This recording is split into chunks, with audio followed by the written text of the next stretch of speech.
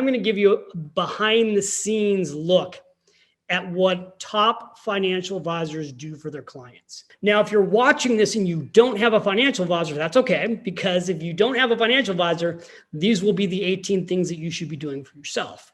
If you do have a financial advisor, by me going through these 18 things, you may go, my advisor is not currently doing that. And that's okay, because you could coach them on, these are the things I want to review with you before the end of the year.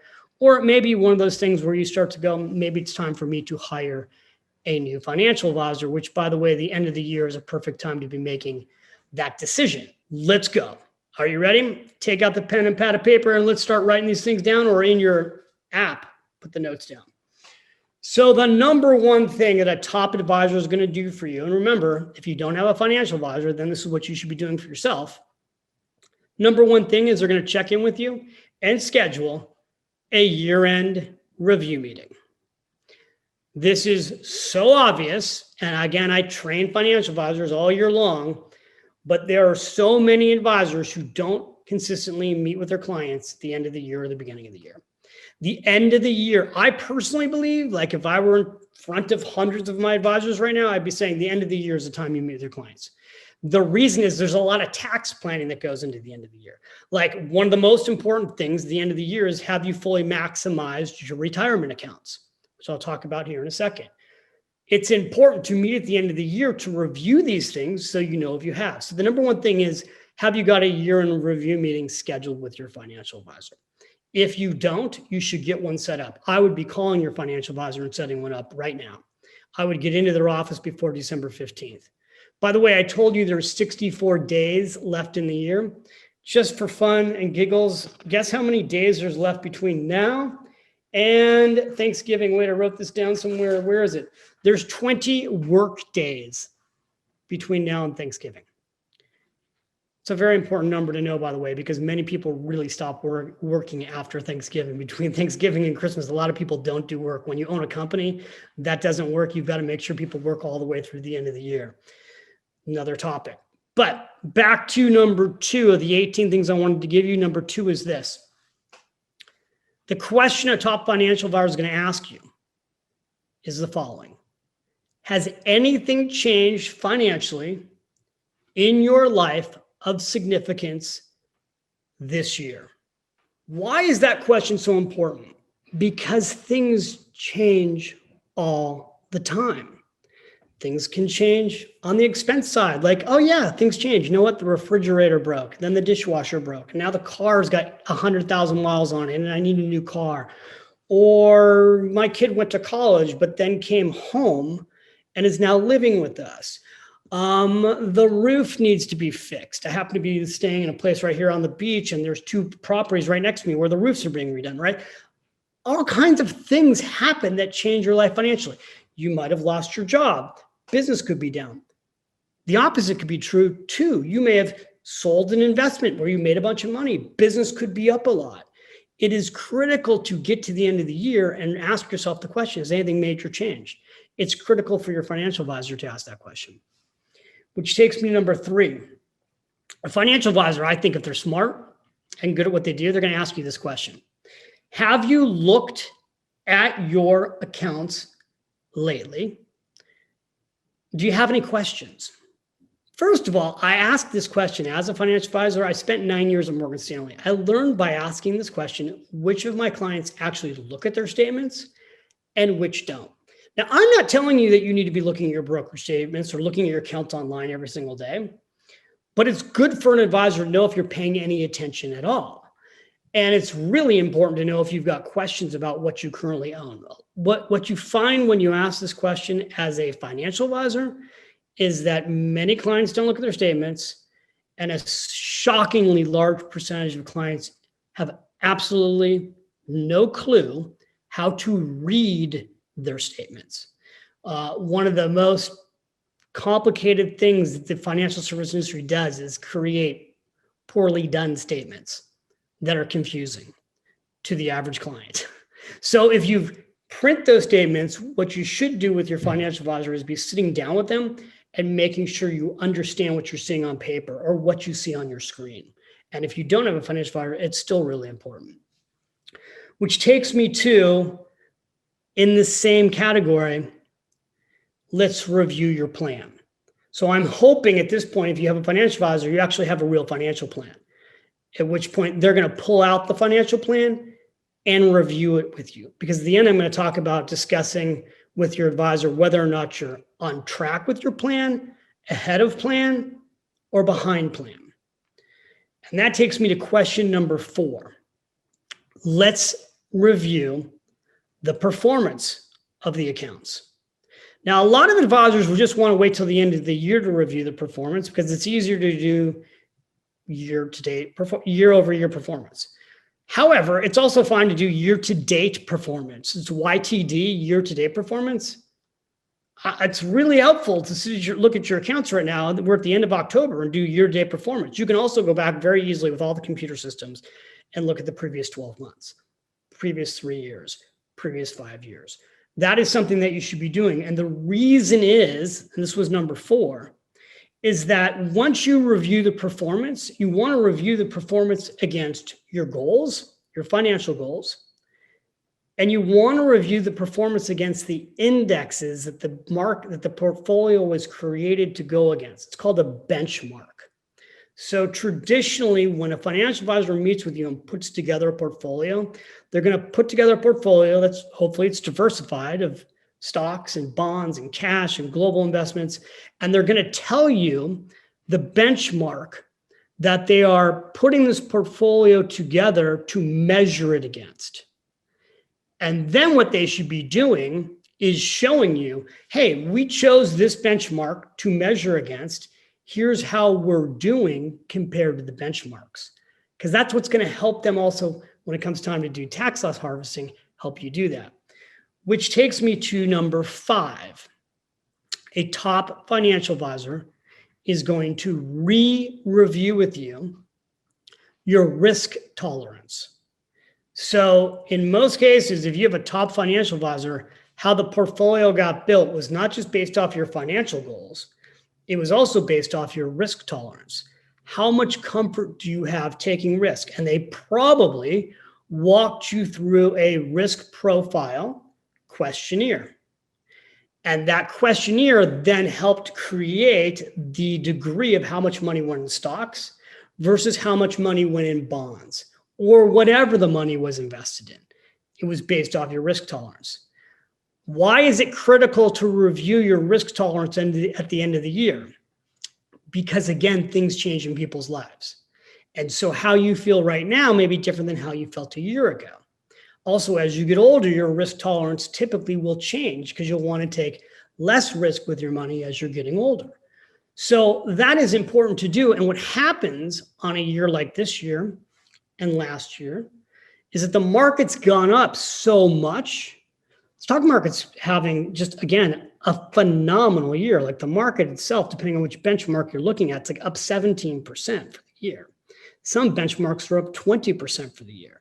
So, if you've had a boring diversified portfolio, you should be up, again, 10% at this point. If you've been in, more aggressive investments like Bitcoin, you're up over 100% for the year. So it all depends on what you're invested in. But what happens when you're invested, I'm getting super detailed here with you because that's what I wanted to do. When you're invested and your assets start to go up, the risk of your portfolio goes up because you end up having more and more of these riskier assets as they grow. And so part of a financial advisor's job is to point out, hey, we started as an example with a portfolio that was, let's say 60% stock and 40% fixed income bonds. But now because the market's gone up so much, you're actually at 68% stock and you're at 32% bonds. So part of their job at the end of the year is to discuss with you the need to rebalance the portfolio to reduce the risk, unless you as the client say, no, you know what? I want to keep my gas on the pedal because it's going so well. I don't want to reduce my risk. The problem with that approach, my friends, is you don't want to keep your foot on the gas forever. We have just had, the last 10 years of the stock market, people are, oh, you can't make 10% of the stock market. If you've been now in an index fund for the last 10 years, you've had an annualized return over 15%. So people's portfolios are way riskier than they should be if they haven't rebalanced, which again, if you have an advisor, they should be doing this for you. If you're your advisor, you need to be doing this for you. What's a formula for building resilience in your life? I came up with what I think are the three, at least for me, have been three key anchors, if you will, pillars to build resilience in my life. And so that's what I want to start with right now. And this is personal resilience. So the first thing is, number one, you have to recognize your resilience. I sat down, I really started like thinking about my resilience, and particularly what I'm just dealing with right now is in my own case, it's the resilience of my health issue. It's the resilience of the pain that I'm in right now. And it's super easy for me, and I know for you, when things are going wrong, to go into a, my wife calls it a rabbit hole, right? Like you go into a hole of worry. And so for me, like my worry is like this surgery is not going to work. And if these stem cells that were implanted in my ankle don't work and my pain doesn't get reduced, there's just so much I can't do. And so then what's next? And I can go down a whole worry wall, almost like a wall of worry. And yet what I know is the fastest way to get out of worry is to work on what can be done, work on what can be changed. I made a list of some of the most difficult things I've ever gone through in my life, personally, professionally, physically. We forget what we've done in the past when we overcame things. So writing it all out for me was a reminder of like, yeah, I can do this. I'm right. I'm tough. I have courage. I have strength. So do you. The theme of this last book I wrote, The Latte Factor, it's funny. I've talked about this before. People think that this book was all about, if you haven't read it, people think, oh, it's about giving up your coffee. And no, it's not. The theme of the book was, for Zoe Daniels, the character, and all of us who read it, is that you are stronger than you think. You have more courage than you know. Your dreams deserve to become real. That's the core message. What I want to encourage you to do this month in your journal is I want to encourage you to write out and record your resilience. Make a list of what you've gone through this difficult. Now, somebody might think like, well, isn't this negative? Isn't it? Is it a negative thing to go back and remind yourself of what's difficult? And I don't think it is. I think it's actually a very positive thing because you can confront and remind yourself, hey, I did this. And guess what? I'm still standing. I'm still here. I've gotten through it. I've learned these lessons. I'm stronger from it. And that is a huge, huge part of building your resilience muscles. The second thing is that it's really important, not just to record and recognize your resilience, it's really important to reward your resilience.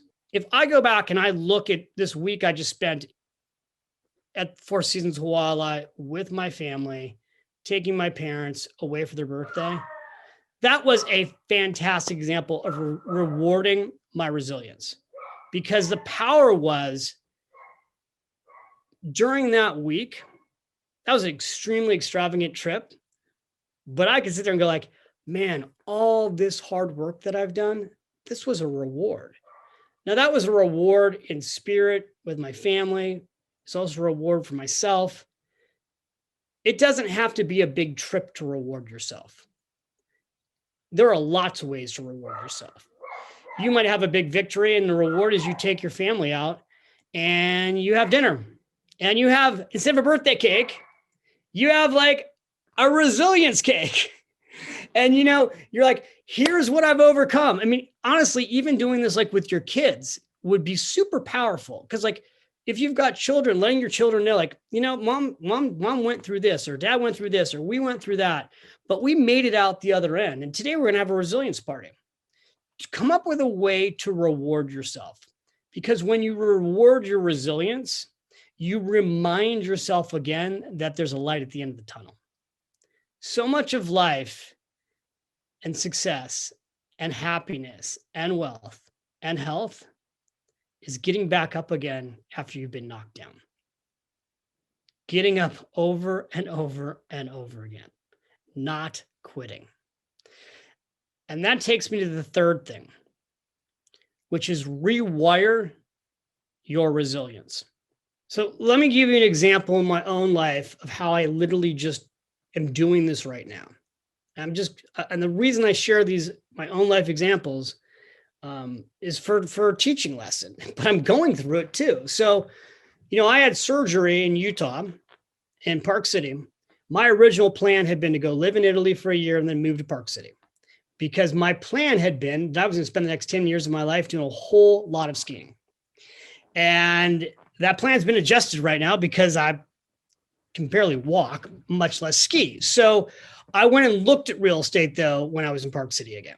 And there's a picture of me on Instagram where I'm on the bottom of the mountain at Deer Valley. And it's a picture of me smiling and I'm all happy. And I am happy. But I had a moment also at the bottom of the ski mountain where I had just looked at a piece of property and I had this super deep, sad ache in my heart where I literally was like, I can't buy a house here until I know I can ski. Because the thought of having a house at the bottom of Deer Valley and not being able to ski is something I just won't be able to do. And I actually went back to the realtor and told her, you know what? I got to wait 6 months and I need to see how I can feel, because it'll be too hard for me emotionally to have a ski house and not be able to ski. Then I had a couple days in Utah where I wasn't feeling well, where I was in huge pain, and I was bummed. And what I did to rewire this, because again, I'm using myself as an example. What I was doing that was bumming me out is I was making a list of all the things I can no longer do in my mind. I can't ski. I can't hike. I can't go for long walks with my wife. By the way, making a list of negative things in your mind is not helpful, right? I'm going through this list in my mind and then I go, you know what? What could you do, David? I end up watching a movie about a woman who is paralyzed. Nicole Kidman's the star of the movie. And so she's paralyzed, she's depressed, she's feeling sorry for herself. I don't want to give the whole movie away, but she takes up kayaking. And the movie's based on a true story. At the end of the movie, you get to see a picture of the real woman it's based on. And I'm watching this movie and I'm like, I also know that there are people who have more problems than myself, but it doesn't matter, right? If you throw a pity party for yourself, the pity party is real. So back to rewiring your resilience, I turned around and made a list in my journal. What could be all the new things that I could take up that I don't do that wouldn't require me to have a great ankle? What else could I be doing? Oh, I could take up kayaking. Oh, I could take up swimming. And I started making the list of all the things that I could do. And then I also made a list of all the things I still can do. That's how you rewire yourself for resilience. So good to be with everyone here. Wow. What I want to do today is share with you a tool that I learned about 15 years ago that really changed my life, that allowed me to focus much better than I used to focus. And even though, I'm known as the financial person on GrowthDay, to me, the money is just a tool to help free you live your best life. I'm going to give you a tool today that you can use for money, but you can use it for your health. You can use it for your marriage. You can use it for being a parent. It looks simple, but it's complicated and hard to actually put in place. So I'm going to give you a couple quotes right now, and you can just write these quotes out. So number one is control your time or someone else will. The one thing in life that we actually can't get back is our time. You can lose money and you can make it again. You can lose friendships and you can get them back. The one thing you can't get back is your time. And I'm going to encourage you to learn how to put a wall around yourself and other people's request of your time if it's not truly what you want to focus on. So that's number one. Number two, deciding what not to do is often more important than what to do. People have recurring thoughts, everyone, all human beings. Number one is, am I going to be okay? Am I going to be okay? We're always asking ourselves, am I going to be okay? It's literally wired into a 2.3 million year old brain of ours. Then once we get past the point sometimes of, am I going to be okay? The next question we're all running around with is, what am I going to do with my life? What happens so often when we have so many things on our plate, we say, well, I don't know what I want to do. And what I can tell you is when you start to strip away other people requesting your time, and you don't have a long to-do list, you will start to be able to listen to your soul and figure out what it is you're supposed to do with your life.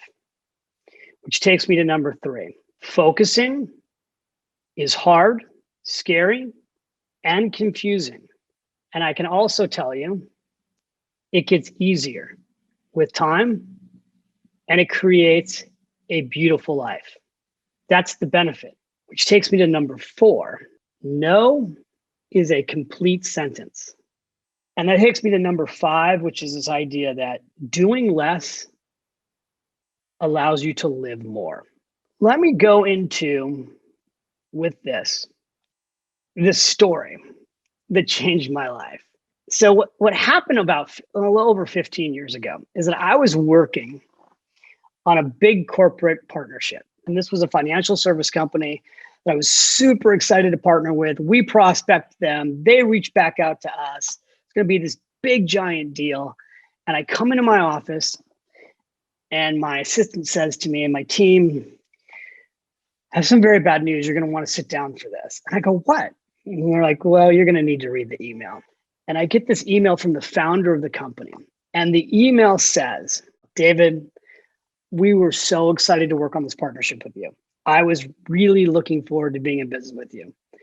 But I'm really unfortunately sorry to say that it's not you, it's us. And we unfortunately are not going to be able to go forward on this partnership now. We're not saying, these are lines, my friends, that you can use yourself in so many ways. We are not saying no, we're saying not now. I hope we can continue the relationship maybe later. So fast forward about 1.5 years, 2 years later, and I see that his business has been sold. And it's sold for hundreds of millions of dollars. And so I send him an email and I'm like, wow, congratulations. Like, you did it. And I'm so happy for you. And he immediately replies to me and he says, oh my gosh, David, it's so good to hear back from you. I'm so sorry we didn't go into business together. One of the reasons we didn't go business together is I was working on this whole thing to just pull off what we just did. And, he's like, but I'm coming through New York and I'd love to take you out for that cup of coffee. And he takes me to coffee and we have a beautiful breakfast together at a restaurant called Bubby's. And we go back to my office in Tribeca. And in my office, I had 2 giant whiteboards. On the left whiteboard was the year's goals, so that the whole company could come into my office and we'd have meetings and we'd look at this whiteboard. Here's what we're focused on for the year. And that whiteboard was completely filled. Then I had a second whiteboard of all the to-dos that we were working on. And that whiteboard was completely filled. So back to the story, calling him M, he comes into my office and he says, you asked me a question. What did you do differently that your competitors didn't do? And he said, we focused. He goes, want me to show you how he did it? Yeah, I would love to. He goes, okay. He turns around in the office and he goes, can I erase your whiteboards? And the erasers are sitting on the bottom of the whiteboard. And I go, yeah, sure. Well, first I go, yeah, okay, right? Someone's just made over $100 million. Yeah, you can erase my whiteboards. So we get the whiteboards totally clean.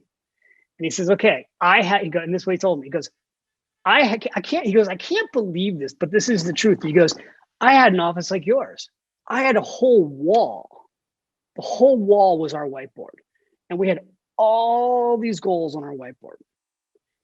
And he said, one day there was a realization at the company that if we were going to survive, we had to focus because we were just scattered. And the board was putting heat on us to focus. And so we had a week-long retreat. And we made a decision that we would focus in on one thing. And we would take our whiteboard completely erase it, and put one thing on that whiteboard that we would focus on. He's like, what we literally did was put one thing on the left-hand side. We drew a line down the wall. We called that our yes now. It actually was like our number one to do. He called it the number one to do. He's like, and then we had a not to do list, which I now call the not now list. And he's like, everything that we were working on, and you, David, were one of those things, instead of just throwing it away, it literally got put on the not now list. And the entire company got restructured to focus on the one thing. And I'm like, well, how did that go over? He's like, it was super hard because people are used to working on so many things and everything had to be revamped around one thing. He goes, but what happened is over time, he's like, when people would come into my office, because if you run a company, this happens, everyone comes in your office. And by the way, if you're a parent, the kids come in your room, right? There's always somebody coming in and wanting something from you.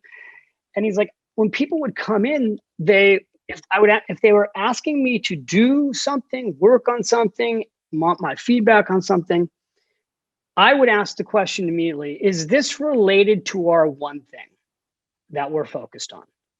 Because if it's not, then you can't even bring it to me. You can go put it over on the not now list, and the not now list had stickies, right? So like you can take it and put it on the not now. This was his thing.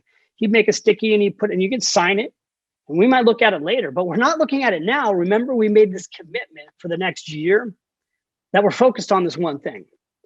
And ultimately, because he focused on this one thing and that one thing worked, and basically they tripled down and quadrupled down on what was working best, that's what allowed him to sell the company for hundreds and hundreds of millions of dollars.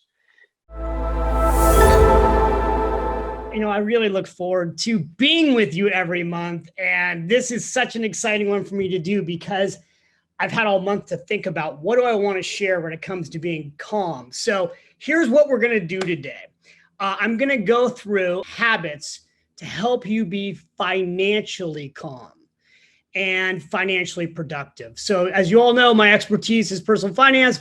I like to help you get your finances right so you can live your best life.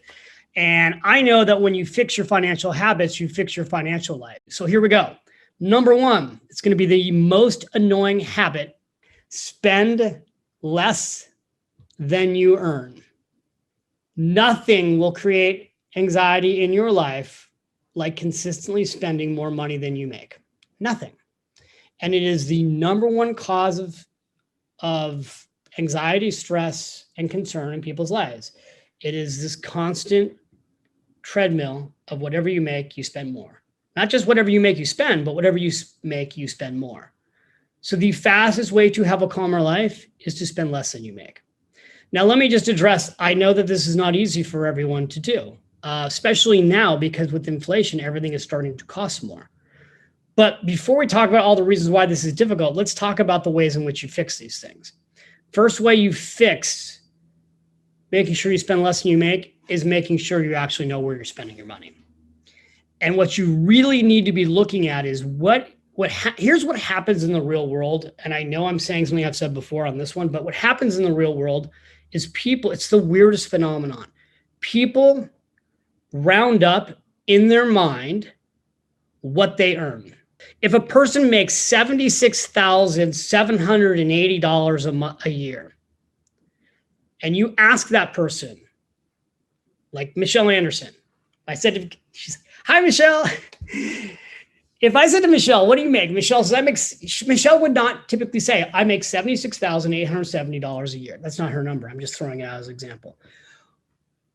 She would say, probably, not picking on you, Michelle, just using you as an example to keep you all awake here like a classroom.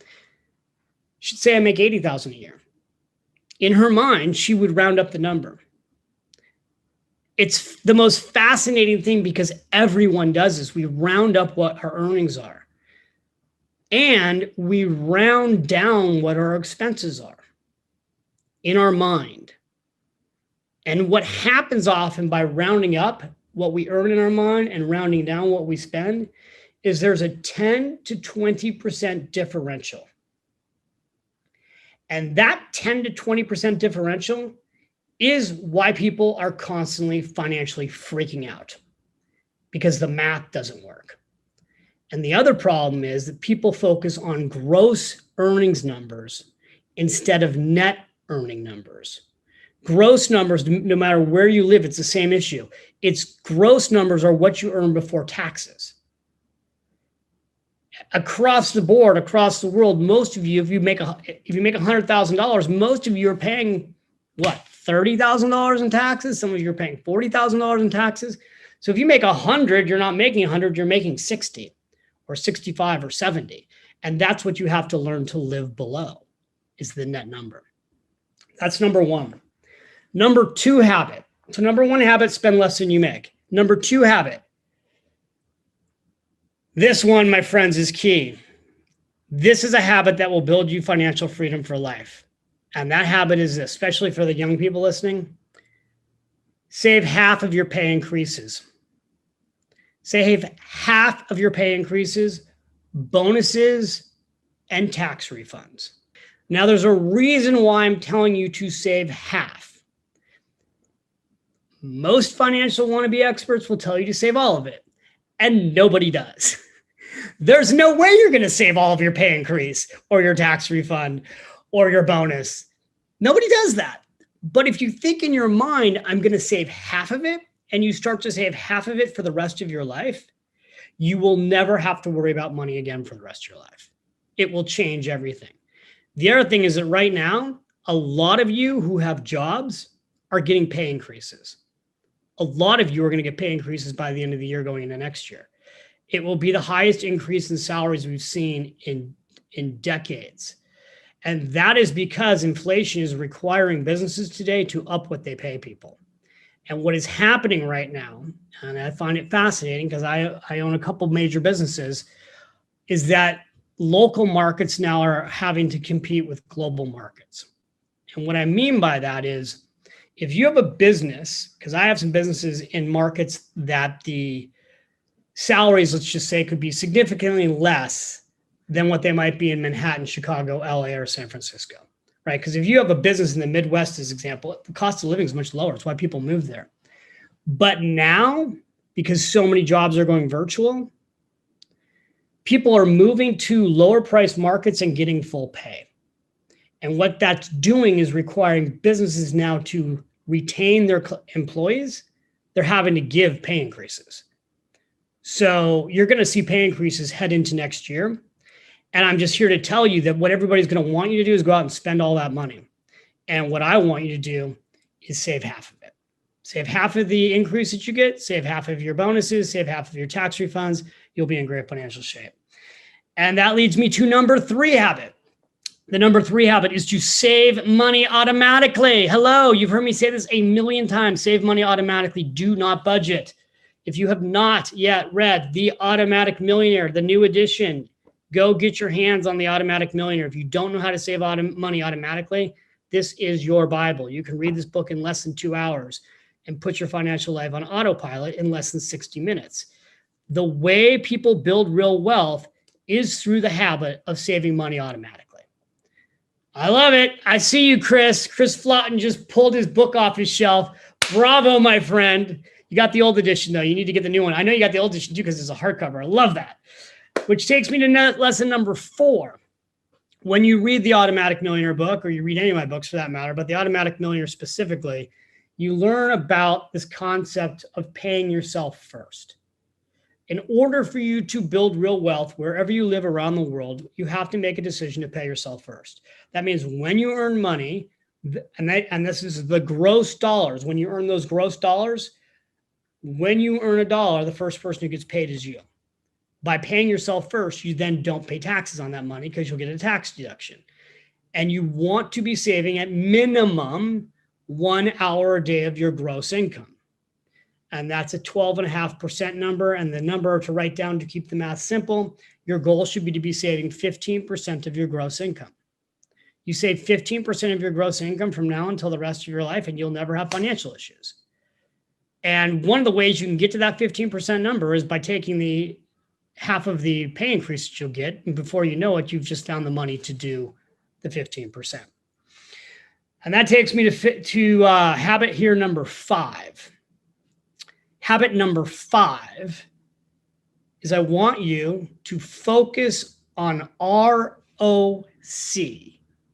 Make that capital letters. Focus on ROC. This is habit number 5.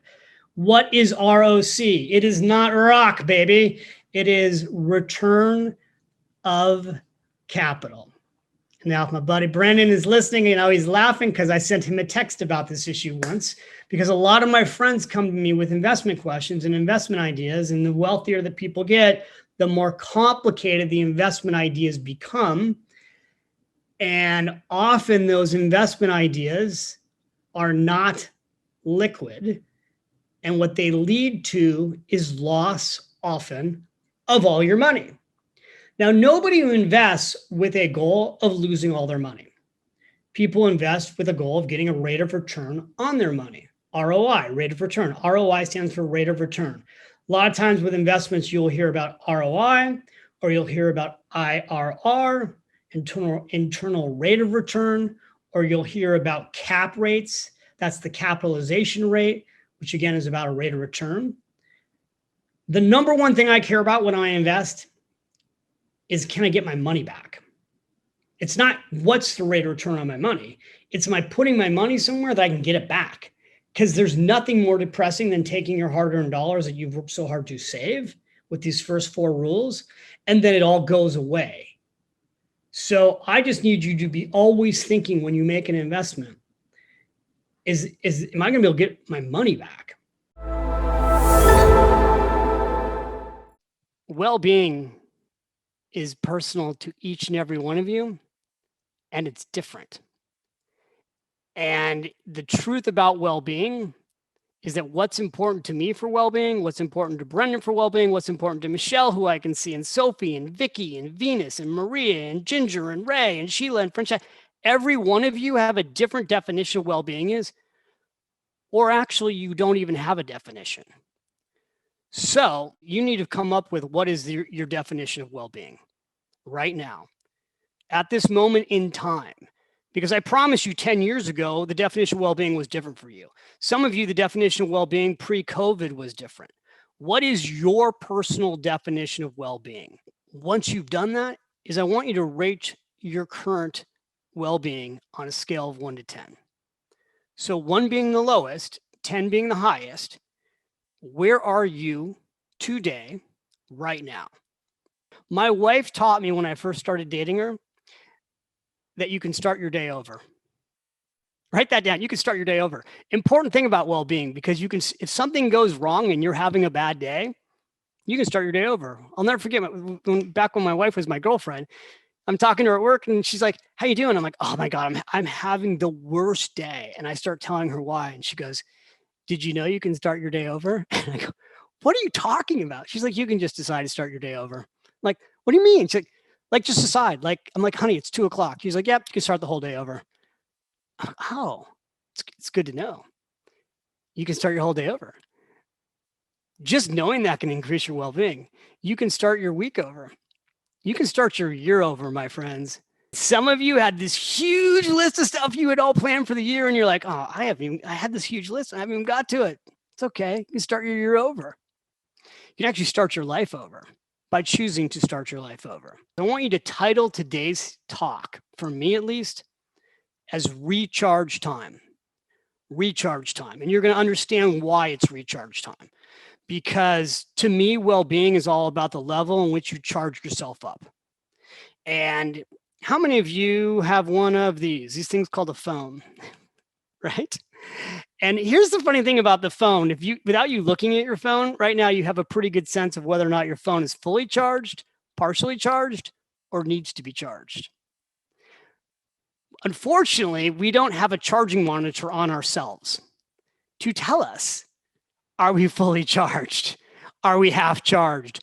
Are we almost completely depleted? And I know what it's like personally to run myself out of my battery completely. And you know what happens with phones? If you've had a phone for a while, there comes a point in time where you plug it in and it doesn't hold its battery as long. Do you know what I'm talking about? Right? Because when you get a new phone and the battery's fresh, you charge it up, battery stays charged. after you've had that phone for years, and I think part of this is rigged for us to buy new phones, before you know it, the battery can't be recharged fully. Happens to a lot of people. They stop being recharged and they get depleted. And then sometimes you need to actually replace your batteries. So I'm going to go through recharge time today, and I'm going to start by giving you number one, what you need to do. You need to take a fearless inventory, of what you want in life and what you don't want in life. One of the fastest ways to improve your well-being is to get rid of the things in life that you don't want and to do more of what you do want. And man, does that sound simple, but it's not easy, because you have to really start to think, and you need to spend time on this, like taking out that journal, like, what is it in your life that you don't want right now? What is it in your life that's not working for you? Who's in your life that's not working for you? Who's in your life that is working for you? You need more of what works and less of what doesn't work. That's number one, taking a fearless inventory. Number two is you need to recognize that you need recharge time. You need to recognize that just like your phone, you have to become selfish and make sure that you are recharging yourself. And you have to get clear around, what does recharging yourself look like? Again, it's totally personal to each and every one of you. What are the activities that you do that fill you back up again? What do you do on a daily basis, a weekly basis, a monthly basis, a quarterly basis, a yearly basis? When you look at those people that have success and happiness and well-being, what you find is they all, first of all, have a daily practice. So that takes me to number three, which is committing to recharge daily. Why did morning rituals become such a popular thing? I think it's because they work. I mean, honestly, when you look at people who are highly successful and happy and have well-being, they tend to have morning rituals. I never knew I had morning rituals until I started hearing about all these people who had morning rituals. And I'm like, oh my God, those are all the things that I do. My morning rituals are incredibly clear. Here's how I recharge daily. I'm going to go through just telling you what I do daily. The first thing I do in the morning is I meditate. I heard about meditation for 20 years before I did it. I heard Deepak Chopra talk about meditation 3 times personally. Third time I heard him talk about it. Yeah, it always made sense until I actually did it. So every morning I wake up and I meditate. Second thing I do is I take out my gratitude journal and I write out my gratitude for the day. I write out the 3 things I'm grateful for from yesterday, and I write down the 3 things I'm excited about for today. And then I write down the number 1 thing I'm going to do for the day that matters the most. It takes me about 3 to 4 minutes to do that in a journal. Then I exercise almost every single day. I exercise in the morning. Now I do that after I take, usually either it's before I get the kids ready for school or it's right after I get the kids off to school. And I also connect with my children every morning. That's my goal. Every morning, you know, when I grew up, my father was off to work before I went to school, and he often came home after I went to bed. And so I made it a priority that in the morning, I'm going to be up with my kids. I'm going to have breakfast with my kids. I'm going to take my 11-year-old down to put him on his bus. And then right now I'm driving the teenager to school because he wants a ride. And I can't believe I get the extra 15 minutes with him. And so I take the teenager to school and then I come back and work out. And then the other part of my day is that I have clear priorities. So again, what does it mean to have clear priorities? My day's scheduled before the day starts. I know what my number 1 goal is for work. I know what my number 1 goal is personally meaning selfishly for myself. And I know what my number one goal is for family and friends. And I'll go through in a second why I have those categories, but they're specific. And I know, like today, my personal thing that I did for myself was I had a massage today for about 75 minutes. So it's like, ooh, I know, like, and by the way, now I have massages twice a week. It's part of my personal practice it increases my well-being, right? Today was a friend day. So today I had lunch with friends for 2 hours. And I have 2 days a week where I have friend day lunches. I have 2 days a week where I have wife lunches. So these things are scheduled into my week because I know when I do these things, my well-being is higher. Does this make sense? This takes me to number 4. The way I find more time in my life, you guys, is that I commit to unplug. So these phones that I was telling you about, this one right here, remember the movie Star Wars and the Death Machine?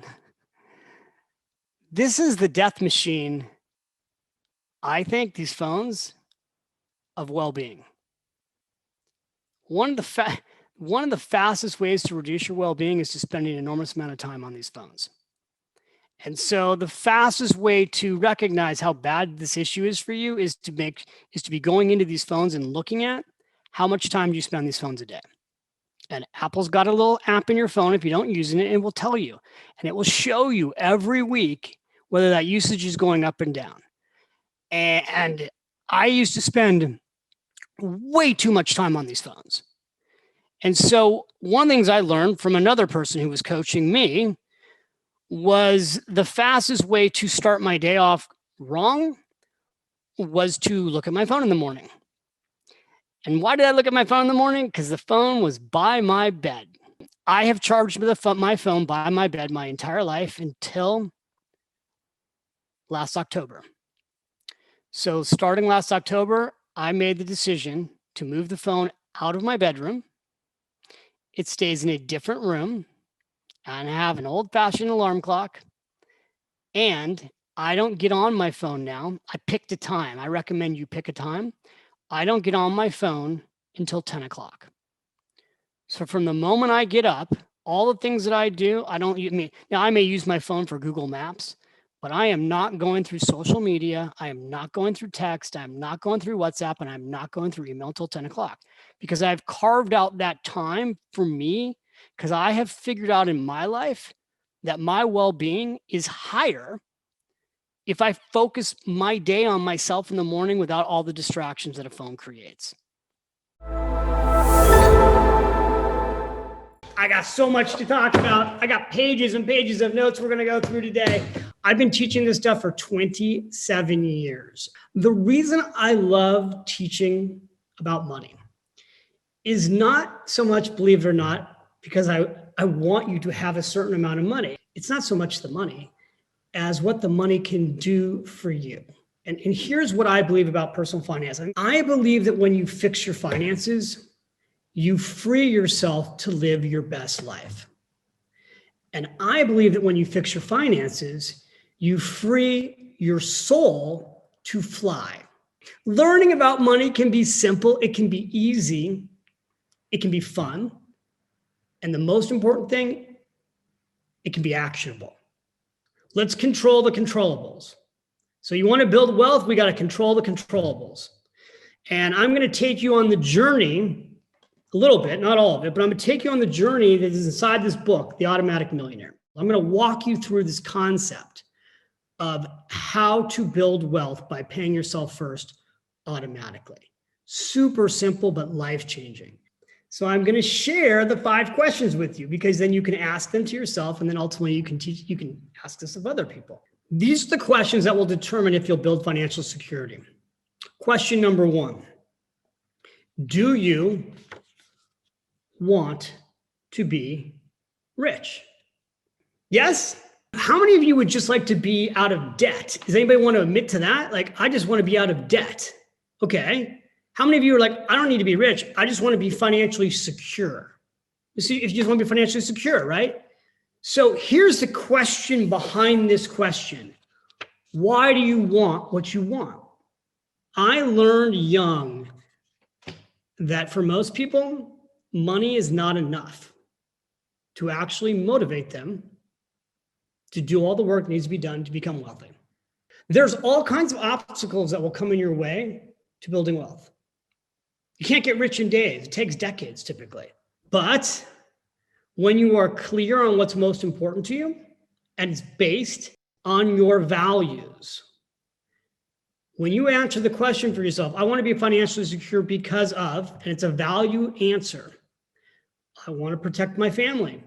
I want to pass a legacy to my children. I want to give back to my church. I want to be able to give back to my community. When you can answer the question with your core values, you will then become an unstoppable force, because your values will pull you through the difficult times to achieve your goals. One of the biggest reasons people fail financially is the way they spend their money is actually in conflict with their values. When your values are clear, your financial decisions become easier. This takes me to question number 2. And question number 2 is this: do you pay yourself first? When you pay yourself first, what you show yourself every day is that you're putting yourself first. How much to pay yourself first? 1 hour a day of your income minimum. So whatever you're earning, that first hour a day from 9 to 10, that's got to come off the top and go into a retirement account. Now in the United States, that would be an IRA account, or that would be a 401k plan. If you're self-employed, it would be a SEP, self-employed retirement account. Now, again, I can't go through every single country, but like in Canada, it'd be like an RSP account. So you got to do your own research on what account it is. But the most important thing is the math. 1 hour a day of your income is 12.5% of your gross income. Now, I will tell you this, that's a minimum number that you should save. That's not a maximum number, it's a minimum number. Your goal should be minimum 1 hour a day of your income. For those of you who are self-employed, it should be minimum. Your goal should be 15% or more of your income going to you automatically for yourself. This is what's going to give you financial confidence, knowing that you're taking your income and putting it away for yourself for the future. Why don't people do this? Do you want to be rich? Do you pay yourself first? The third thing was this: do you save 1 hour a day of your income? Which takes me to question number 4. And that is, do you save money automatically? How does the average American build wealth on an ordinary income? They save money automatically. I started my career at Morgan Stanley. I was there for 9 years as a financial advisor. It used to be complicated to save money automatically. Like if you came to my office, they were called systematic investment plans, and the paperwork was like 7 pages long. But we would encourage all of our clients, anybody who came to my seminars, even if you're just saving $50 a month, we would encourage our clients to save automatically. And the reason was, what we saw firsthand is that no one would save for more than 2 to 3 months unless it was automatic. People would say, oh, no, I'm super disciplined. I don't need to do it this way. People used to be afraid to have money taken from their paychecks and invested automatically. That's really not the case anymore. But people were afraid to do this movement of their money automatically. But the problem is people wouldn't save unless it was automated. So many Americans, and this is also true all over the world, so many people have built wealth because they just set something up once, forgot about it, left it alone, and next thing you know, 20 years go by, 25 years go by, 30 years go by, and they've built massive wealth because the savings was automatic. The key is automation. The key is no budget. Budgeting takes time. Budgeting creates fights. Budgeting is boring. Automation is beautiful. Which takes me to question number 5. Do you know what your latte factor is? People always say to themselves and to me, I don't have the money to save automatically. I can't do that. And so I started showing people, you know what, small amounts of money, $5 a day, $10 a day could change your life. And it can, by the way, can completely change your life. You got to start somewhere. But if you don't believe you have the money and you tell yourself that, you'll never save. So the thing about $5 a day is you start saving in your 20s, you can have $1 million by the time you reach retirement. Now, it's not enough. $5 a day now is not enough. You need to save more than that. But you need to figure out what your latte factor is. And nobody's probably going to Starbucks right now. You're making coffee at home. Oh my God, and guess what? You survived. People would say to me, I cannot give up my coffee. There's no way. And somehow we've all survived making coffee at home for a year.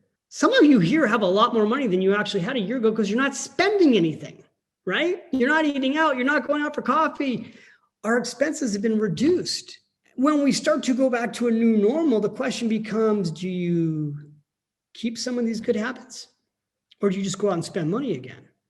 Now, one of the reasons the market's up so much is because we're expecting everybody to rush out and spend a ton of money and everybody ready to party. I want to show you something based on this idea of partying. What do you think it costs to blow $10,000 in a year? It's $27.40 a day. What it takes to blow $10,000 in a year is $27.40 a day, which is less than most people make an hour. $27.40 a day in the US, you can blow that so easily, right? That's $10,000 in a year. For many of you, that would build your emergency account. That would start your retirement account. What happens if you took that money and you invested? I know it's a lot of money, $27 a day, but what would happen? In 20 years, if you were in the S&P 500 fund and the market did what it's done the last 30 years, you'd have $572,000. What if it went out 30 years? $27.40 a day. You'd have $1,644,000 in 30 years. What if I went out 40 years? This is where the numbers go crazy. You'd have $4,424,000 potentially. By the way, did you just see that astronomical growth? Because sometimes if you don't really know compound interest, this is the miracle of compound interest. This is the part that blows the mind away. How can this go from $572,000 and in 10 years be worth 3 times more? And in 20 years, be worth almost 10 times more. That's because money's making money. And that's the whole key. We're going to talk about your relationship with money. And, this obviously the theme this month is relationships. And I thought, well, look, let's talk about your relationship with money, because here's the thing, my friends. We've all got one, right? Some of us have a love relationship with money. Some of us have a hate relationship with money. Some of us have a love-hate relationship with money. And some of us have no relationship with money. Here's what I've learned having done this now for almost 30 years. We've all got a relationship with money, and some of us have that relationship consciously, but a lot of us have that relationship unconsciously. And what I mean by that unconsciously is that your relationship with money could easily be going back to when you were a child, when you were a kid, the first lesson you were maybe shared about money, not even knowing that it was being shared with you.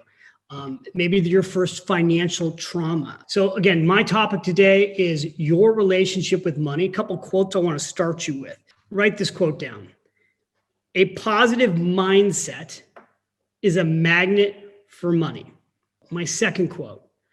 You, my friends, are richer than you think. And it's funny because I was writing that quote down. I'm like, back of my book right here, the Latte Factor. You are richer than you think. And I don't just mean financially. I mean spiritually, emotionally, holistically. You have more strength in you than you know. I know, Brandon, we always talk about this. You're stronger than you realize. I'm going to go through today, even if you've got what I would consider a negative relationship with money today, I'm going to share with you how to improve that. So those are my 2 quotes. Again, we're going to go through 4 questions, and all I'm looking for right now is one word. All right. So here's my question. The first question is, what does money mean to you? So if I went to the chat right now, I would write down, in my case, my one word is freedom. What money means to me is freedom. What does it mean to look at what? Okay, we've got free, look at this blown up. Freedom, options, stability. Come on, everybody. I want to see you put in here. What's the word for you? Now, ultimately, what I'm going to want you to do is fill up an entire page with the words you can think of later. So someone just wrote peace. What else we got? I was thinking of freedom too. Yeah, it's okay. You can say freedom if that's your thing. Safeguards, fun, flexibility, escape, hope. These are all popping up in the chat session right now. Choices, security and freedom, giving. I think I told some of you in a previous thing about the idea of getting the Finish Rich workbook. And one of the first exercises in the Finish Rich workbook is on page 5, where it asks the question, money is. So I just said to you, what does money mean to you? What does money mean to you? What is money to you? What I want you to do is write down all the words that come to you. Now, later, when you've done this homework assignment, I want you to circle the word that is the most representative of what you want your future to be when it comes to money. Because if you've got a negative word, it's okay if you have a negative word. Like I put on Instagram yesterday, tell me about your relationship with money. And quite a few of you wrote some of you from GrowthDay, you wrote detailed things like positive things and negative things. If you've got a negative word right now when it comes to money, that's okay. You can have that negative word. What I'd like you to do is put a circle through it and scratch it out, and then put next to it the positive word that you want to move towards. Does this make sense? Let me see your heads go like this if this is making sense to you, okay? So what's important to know about this word is that what money means to you will have a big impact on ultimately whether or not you make more money, grow your money, and keep your money. Question number 2, what is your first memory of money trauma? Now, why would I go there? The reason I'm going to go there right now is because in most cases, you don't get to be a grown adult without a money trauma moment, right? Like let me see you guys all for a second here. I want to go to the gallery. How many of you have experienced, I can see you all now, how many of you have experienced a money trauma in your life? Let me see a show of hands if something's happened to you where you had a money trauma. Do you see everybody raising their hands? Isn't that interesting? Like you just don't get through life without money traumas. Some of you have had, how many of you have had multiple money traumas? Yeah, I mean, look, I've done very well in my life, but I have multiple money traumas. So here's the thing. Your first money trauma can stay with you forever until you decide to change it. So, and a lot of times we don't consciously realize, again, because I talked about earlier, conscious, unconscious. We don't consciously realize that sometimes that we even had a money trauma. So I'm gonna walk you through a couple of my money traumas because I didn't know it also until as I've gotten older and I've worked through things, I've learned, oh, that's what made me do what I've done. So, and also some of these things didn't feel like a trauma at the time. So it's really ironic, or maybe it's not, but if you go read Smart Women Finish Rich, the very beginning of this book is a story about my mom and me as a little kid. And I won't turn to, this is where the story is. It's literally the first page right there. But I'll just tell you the story because I was thinking about this today. I was having my little espresso and I was thinking about how I was going to talk, what I was going to talk about when it came to trauma. And I was like, well, let me start where it started for me, because it started for me like at 3 years old. So at 3 years old, I grew up in a little house in Oakland, California. My mom had, I remember like this house so vividly as I tell you the story. It was such a house out of the 70s. It was like a Brady Bunch house. We had green shag carpet. Green shag carpet. You can't make that up. I think and I remember going into my parents' bedroom and they had a waterbed. And I remember going over, my mom was in the bathroom and where she would put her makeup on. And I'll never forget this. The song was playing, Money Makes the World Go Round. Now, some of you who are older know what song I'm talking about. Is Money Makes the World Go Round, the world go round, the world go round. I can't sing it all. But I remember I heard the song playing. So I came into my mom's bedroom and she's putting her makeup on and I go, Mom, you're always telling me that love makes the world go round. And what makes the world go round? Is it money or is it love? And she stopped what she was doing. She stopped putting her makeup on and she was brushing her hair. And she looked at me and she said, David, love is what makes the world go round.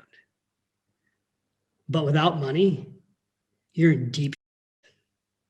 And then I asked her, like, well, are we rich? And she didn't really, I don't even remember what the answer was to that question, because I don't think we were rich at the time. And she's like, we're comfortable or something.